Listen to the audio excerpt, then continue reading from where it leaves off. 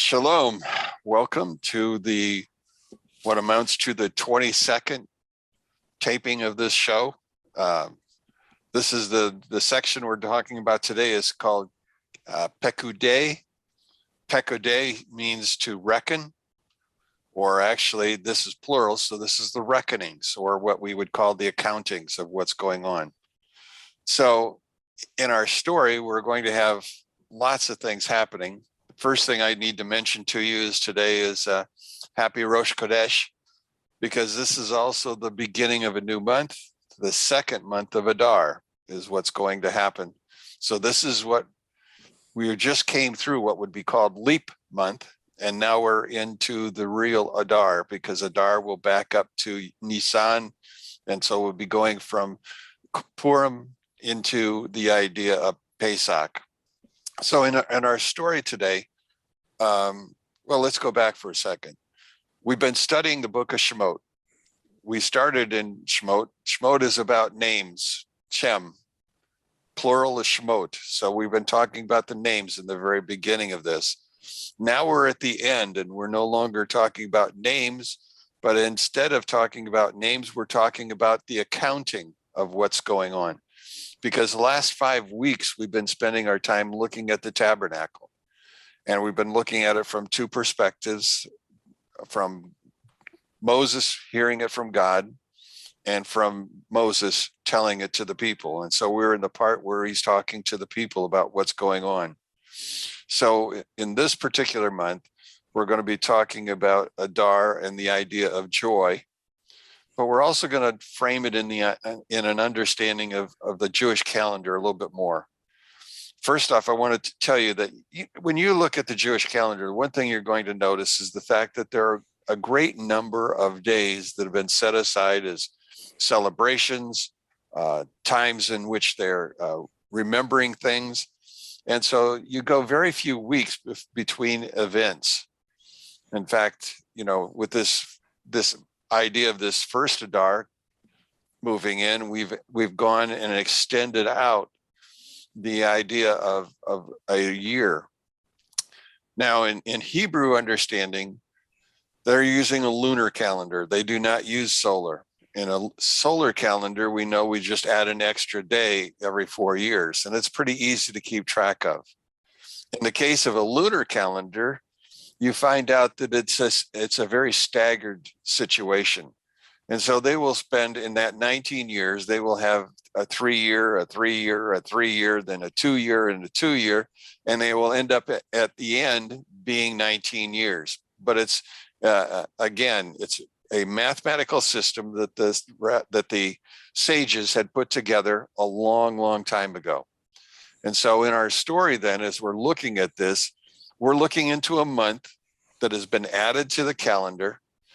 And at the same time as it's been added to the calendar, what it does is it also brings the ends of each of the first 4 books of the Torah to a conclusion at Rosh Chodesh.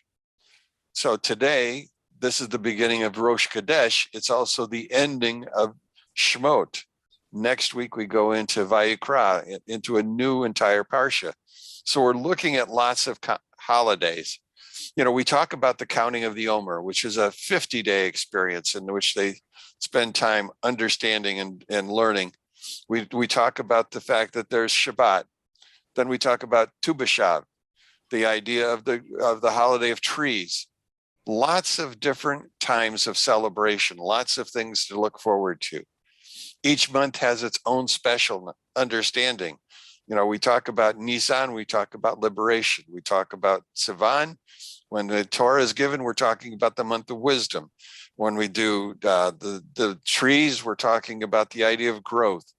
Elul is about passion. Today, we talk about joy. Now, in this particular period of Adar 1 and Adar 2, we have what's called a 60-day window.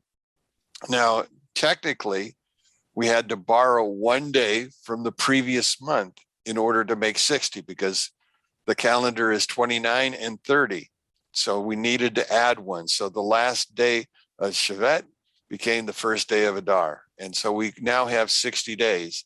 The rabbis talk to us about the fact that the 60 speaks to the idea of avoiding sin. With 60, in other words, if you're cooking and accidentally something falls into your kosher stew or soup, if it's less than a 60th, it becomes kosher. So the idea of 60 is the idea of joy, not losing any ground. As we're looking at this particular month, as we're studying through this month of Adar, we're going to find ourselves, I hope, looking at right now today. I want to go to chapter 38, and I want you to go to verse number 25, and we want to talk about the accounting. Okay? 38:25. So this is, if you have an art scroll, it is page 235 in your art scroll. I used art scroll because that was something that we used as a group when I was up in Indiana. And so it's very easy for us to get from page to page. And oftentimes you tend to get lost in the fact that their Bible is built backwards. We go right to, or they go right to left, we go left to right. And so each one has its own advantages and disadvantages. But I want to read to you those 4 verses to get us going. It says the census, or the silver of the census of the community, was 100 talents, 1,775 shekels in the sacred shekel. So we're not talking about the common shekel. We're talking about a temple or tabernacle shekel. Easy for me to say. There were 2 different kinds of currencies at that point in time. Currency has been around for a long time. Currency was something Abraham had. Abraham created the first known Jewish coin that was used and identified. He was a merchant as well as a leader in terms of bringing people to understanding of the one true God. He sat at his place, he traded, he bartered, he worked with metals. Canaan, the Canaanites, another word for a Canaanite is a merchant. So merchants are those that are bartering, those that are selling, those that are dealing with money. You know, in the United States, originally, we had coins. The coins were always silver. Then there was a mint of gold coins. Then we had to decide which one had the greater value and how much value you attach to each one. And that's what merchants do, is they attach values to everything. So in our story today, we're going to talk about the value of kesef, the idea of silver. And we're going to talk about the idea of silver in relationship to a religious coin. Now, there's lots of systems out there, but we're going to try to stick to this one. So in our story, in verse number 26, it says, a beka for every head, and a half shekel in the sacred shekel for everyone who passed through the census takers, from 20 years of age up until 630,550. 100 talents of silver were cast in the sockets of the sanctuary, in the sockets of the partition, and 100 sockets for 100 talents, a talent per socket. And then the key verse that I want you to see is, and from the 100,000, there's a word missing. The word is the. So it says, and from the 100,000, the 775, he made hooks for the pillars, covered their tops, and banded together. Now, the reason I wanted to add the extra word is I also want you to know that that verse has stuck out in the minds of the sages for years. They have looked at this verse because the verse doesn't make sense when you add the to it. You could have read it very easily by saying, and from 1,775. But it doesn't say that. They add the word the. And so we begin to ask the question, they began to ask the question, what's the there for? What's going on? When I was a teacher and a principal, one of the things that I went around and watched my teachers, especially a first-year teacher, was to look at the word and. How did you use the word and in teaching? Some people use and as a conjunction. Others used and as a pause. In other words, they were thinking what do I need? What's my next thought? In this particular case, the Midrash tells us that they were thinking about the word the as being his pause. Remember, everything is not hunky-dory in Israel land as they're marching through the wilderness. Korach is still alive, and he also brings with him his own set of baggage and his own friends. And so Moses was constantly dealing with those people who questioned whether he should be the leader. Now, we saw earlier in the 5 sections, we saw the list of the materials that they needed to collect. Now we get to the same point again, only now he's accounting for it. And the question becomes, why does he need to account for it if God gave it to him to use for the tabernacle? Because not every Jew was believing that Moses was not pocketing some of the money.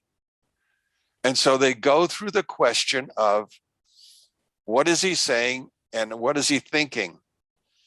And so we go to the point of this verse. Now we know how much coinage he has. Now he's going to melt down the bulk of it in order to make sockets by which they put the planks in to hold the building up. And so those planks are made out of silver, and they're made out of uniform. It's the only uniform object in the entire tabernacle are these silver sockets. They basically had a large silver pop, and they had 2 holes in which they dropped the planks down into to notch them in place. And then they cooked them at the top. So he understood that this is what they were doing. And so as he's going through this discussion and description, he talks about the sockets. And then all of a sudden he stops. And he begins to ask a question. What did I spend the other shekels for? He couldn't remember. He stuttered, making everybody in the group very nervous.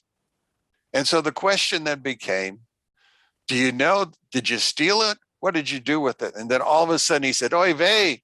He looked up and he saw the hooks. The hooks were holding the curtains to the structure.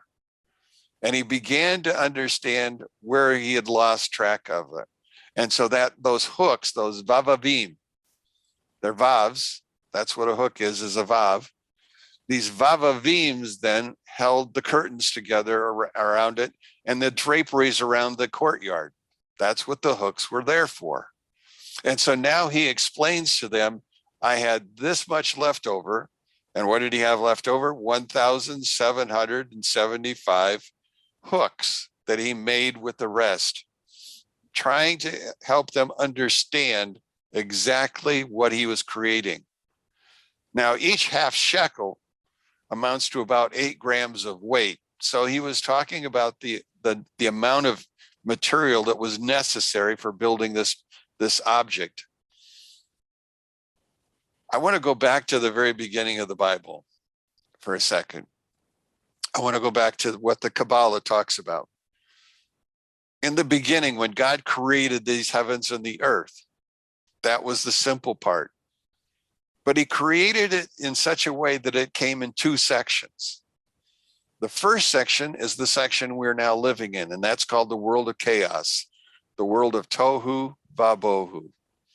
Everything in this world is chaotic. We always think about ourselves. Think about how you understand what's going on in the world, what's going on in your house, how you cannot understand everything that's happening. The second world, the world that's world to come, is called the world of rectification. That's shown to us by the next verse when it talks about let there be light, illumination upon this chaos, bringing it down into something that is understandable. And so everything up until this point is talking about chaos. Now, the Hebrew understanding for chaos is sehora. Sehora is the word for trade. So chaos is talking to us about trade. It's talking to us about currency. It's talking to us about money. It's the idea of everything in chaos rolls. We roll through history. We move from here to there and on through. So everything in chaos is like a coin that's rolling. So everything can be bought or everything can be sold. And the currency that we used is called the shekel, or that's the currency they used. And it's made out of kesef. Kesef is silver. That's the negotiable material that we're going to use. Like I said, Abraham had the first coins that we ever talk about. We know that Jacob also dealt in trade and barter. Who's the greatest trader up until that time? Joseph. Remember, Joseph was the head of finance. He collected all the money from the world and brought it into the kingdom. So he was another one. And now Moses is now also dealing with currency, but he's using the currency in order to build the tabernacle, in order to start the whole process. And so as we're looking at these verses, then we're looking at the idea of, I'm using the silver. Notice he talks about the silver. He doesn't spend much time talking about the gold. If you looked at verse 24, that's the conversation about gold. Very, very minimal. Now we know the gold was used in lots of objects. It was used in the ark. It was used in the building of the menorah and the building of the table of showbread and in the altars. It was common. Copper was also common, and he begins on 29 going through 31. He begins talking about the fact of the copper and how it was used in the making of the laver and how it was used in the making of the altar. But he spent a great deal of time talking about this silver because the silver seemed to be a problem for him. Now, what is Moses thinking at this particular point in time? Again, one more clue as to what's going on. If we go back to the text in our Bible, verse 28, verse in Hebrew, every chapter has a cantor to it, a lyric that goes with it. And a lyric is a very common way of speaking. But there are times when the cantorer has to change rhythms or tunes in order to make it through. So if I were to be a cantor, which I'm not, I would go to that verse 28 and I would begin to read, and from the 1,700. Do you hear the stutter? That stuttering is called ashle gerish. It's the idea of a staccato sound, the idea of dealing with something that needs to be emphasized. So he's emphasizing the 1,000 because that's the largest number. And we also know the 1,000 is also the letter Aleph. And in the letter Aleph, we have Aluf, or the general, or the leader. And so we're beginning to understand that it's the 1,000. God, he is pointing, and God is now reminding him, oy vey, it's the hooks. That's what we're talking about, are the hooks. And so he begins to go through this. Now, as we go through this, we understand, first off, he's asking for it in shekels. He's asking for it in the temple shekels. But I also need to tell you there were two kinds of temple shekels, or two times that the shekels were identified and drawn from. The first time we read it in Katisi in chapter 30, verse 11, where he talks about the fact that the money was used to create a half shekel, and that half shekel was a census, but the money from that census was used to identify, or to be used for the daily offerings, the collection of the all the things that were necessary in order for the tabernacle, in this particular case, the temple later on, to function. So a half shekel was collected. The half shekel also gave us an understanding of how many people were involved. Now this shekel, it's not so much about how many people are involved, but it's telling us the fact that this is a special offering that's being made. And so this special offering, he's accounting for all of it. He has to do it in a very organized manner. Because remember, as the leader, he was also their financial consultant. He did multiple things besides assembling the tabernacle 6 days in a row. He also spent his time doing all of the other. So in this process that we're going through, he's giving us an understanding. In fact, they talk about this in the Midrash called Takuma Pekudei, chapter 7. They go through the whole set of ordeals. So he begins to canter, he begins to change the tone, and he understands that there are 1,775 shekels that had been unaccounted for. Now he begins to tell them what it is that they're there. Now we know that each half shekel was also to represent one man's soul. And the understanding of that soul was to be attached to that. If we are all half shekels, then we're all equal. There's no greater, there's no lesser. Everybody is on the same level. And that's physically important as we go through our story. So we got to remember, or we should remember, the fact that this shekel speaks to people. Now he's got 175, try it again, 1,775 people unidentified. You see, the rest of them are posts, sockets. They're together. They're understood to be together. But now you have these links. And the question then becomes, who are the links? Who's not the foundation of Israel? He is something else other than that. Now, as they begin to go through this whole idea, they find themselves, well, Rashi makes a comment. And I want to read Rashi's comment to you. And again, this is coming from his interpretation of chapter 38. It says the number of half shekels of 600,000 people equals 100 talents, each one the equivalent of 3,000 shekels. How so? 600,000 half of the shekel equals 300,000 holes, which equals 100 talents. The additional 3,550 halves equals 1,775. So he's really saying, what he's trying to tell us is the fact that we're not talking about 1,775 people, we're talking about 3,500. So the question then becomes, who are these 3,500?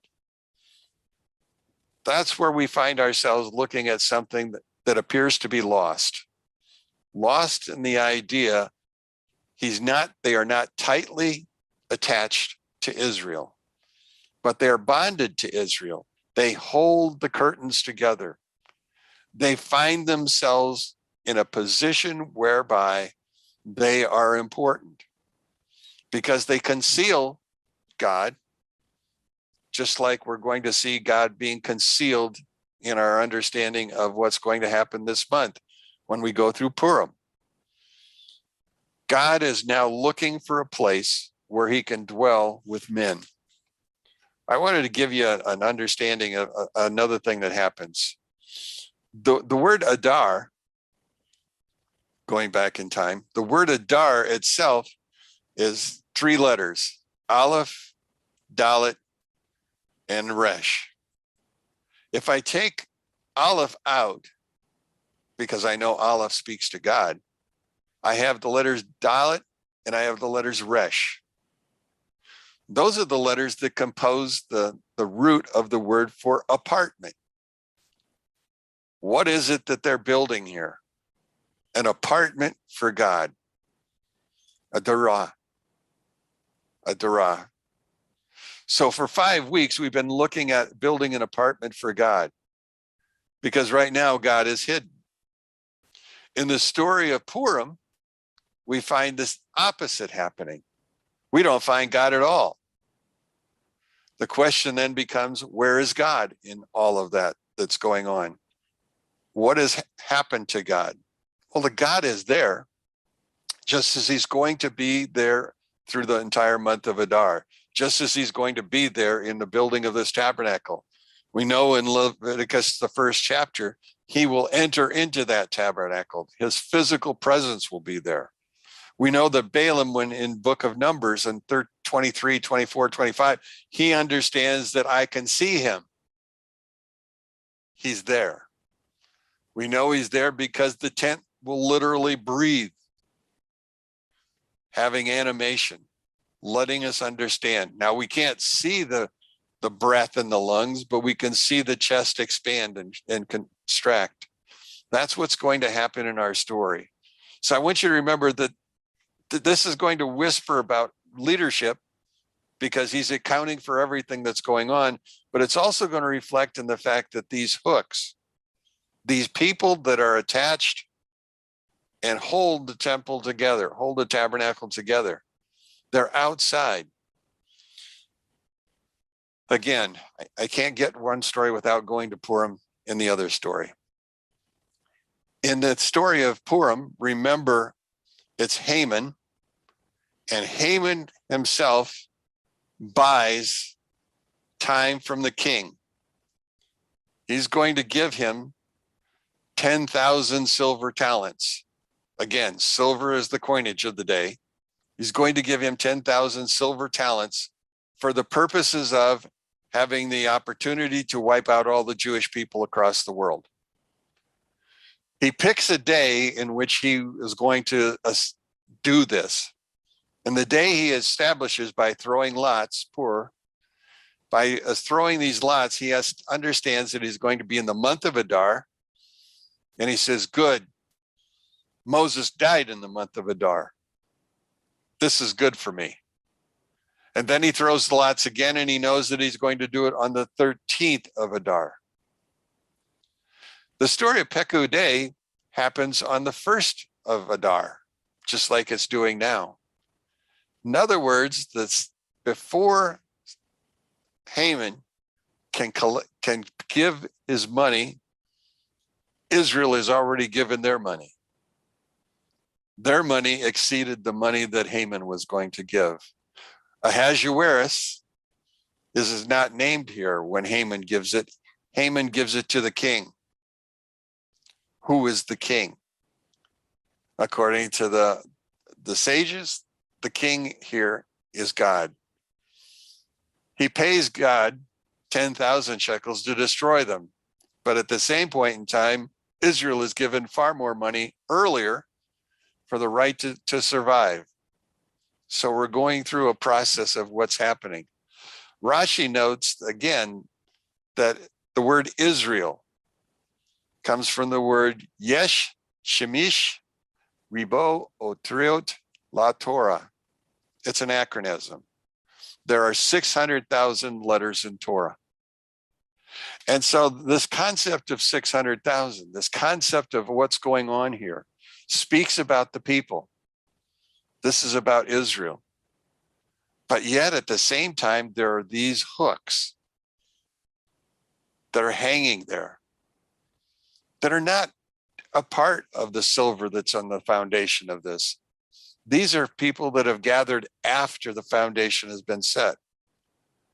My understanding is these are the Jews that have been left out, forgotten. That's what the sages say. I find it interesting that we have nowhere in the Torah, even though we know Moses brought Gentiles out, we have no mention of them. And so I began to supposition that maybe the hooks that we're looking at are the Goyim, who are there to support Israel, who are there to hook it together, who find themselves in a position where they want to provide shelter for God. They want to help keep him there. They want to bring him into a dwelling place. Gentiles and Jews alike across the world these days are all seeking to bring God into the world again, bring him in to dwell. Now there's the concept or the stories. If you read the morning prayers, you understand that the Jews pray for this coming temple. The Jews pray for the coming of the God into this world. There is in their dwelling, the Shekinah. We do too. We're the hook. We're the ones that are holding this thing together because it's our addition that makes a difference in what's going on. So 600,000 speaks to the idea of the letters of the Torah, except there are not 600,000 letters in the Torah. There's only 304,000 plus. Okay, well then where did they get the rest of them from? Well, some of it comes from, according to the Shneur Zalman, comes from the understanding, for example, a lamed. A lamed is a circle with a stick. The stick is a vav, kaf, 2 letters, 1 letter. If we did that across, we would get closer, but we're not there yet. So what happens to make sure that we get to that point? Well, if you look in your Bible, you find what are called tagin. Tagin are crowns. There are 7 letters in the scriptures that are crowned. There's Gimel, there's Zayin, Tet, Nun, Ein, Sadik, Sadi, and Shin. All those letters are crowned. Now, nobody knew why. In fact, Moses didn't know why. So what did Moses do? He asked God, God, what's this about? And he says, well, there's coming a man later who is going to be able to help you. Because you see, he's going to explain the Takin. He's also going to explain to you the fact that we have, when we built this Bible, it was based upon black fire on white fire. The black fire are the letters that we can see. The white fire are the letters that surround it. So the concept is the fact that all the letters are there depending on how you want to look at them. You can look at them from black and white, or you can look at them from the vocabulary, the additions of the tagin, the additions of the vowel points. All of that helps us to understand the Hebrew that we're reading today, what's going on. We find ourselves attached. We're not attached through the tagin. We're not attached through the vowels. We're attached through the hooks. We are what makes up what's going on in there. Now, it took 2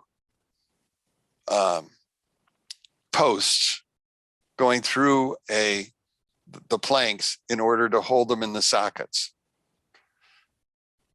Then the question comes that Rashi deals with is the fact is, why do they need 2 prongs? What's the point of that? And they understood from that point of view that the prongs spoke of emunah, faith. You see, we have 2 kinds of faith. One is called faith in God, and the other one's called faith in yourself. You see, you have to have faith in yourself. You have to believe you have good qualities, and that your good qualities were put in you for the purposes of helping to create in this world a place for God. So without a tabernacle, without a temple, you and I are about the process of trying to make this world a better place. And we really only know half of what we need to know. How many times have you asked yourself the question, what do we understand about evil? I don't understand it. Why do we have to have it? Or why do people have to suffer? Emunah gives us a faith to believe that God knows. That if God knows, all I have to know is my part. And that's really what the story is about that we're going through. So kesef is the word for silver. Silver is a substance that all currencies were based on. fact, it wasn't, what was it, 30 years ago, I used to have a dollar bill, and on the dollar bill, it said silver certificate, meaning that our currency was based on a silver certificate. And then they said, you can't use those anymore. Those are going away. So why don't you trade them in for the other currency that doesn't have a backing? But anyway, that's the point behind it. We're talking about kesef.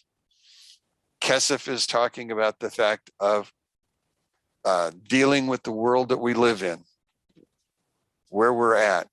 We are trading in confusion right now, but the world is moving towards rectification and greater light. Hopefully, you've seen a little light in this in the text that I've given you today. And hopefully you have some questions, because I've only spent 40 minutes. So you've got time to talk to me if you got anything you'd like to ask at this point, or you would like to add.